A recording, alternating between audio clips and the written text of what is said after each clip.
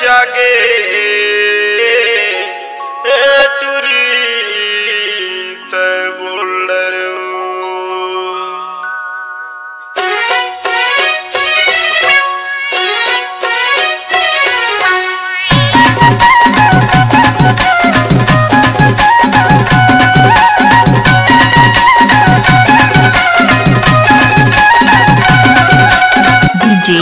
राजेंद्र पटवा एक्सक्लूसिव।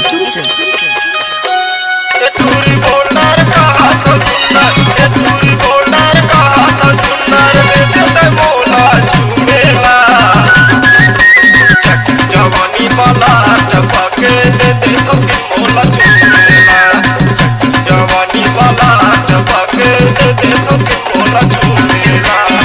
टूरी बोल्डर का हाथ सुंदर, टूरी बोल्डर का हाथ सुंदर, देते मोला झूमेला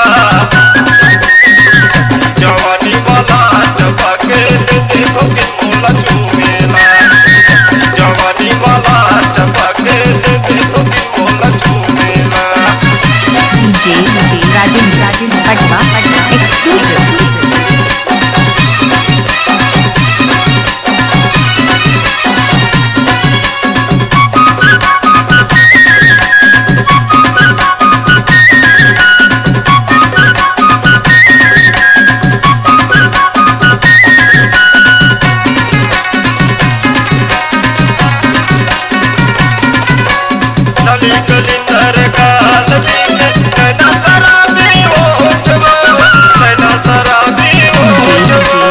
राजेंद्र पटवा एक्सक्लूसिव।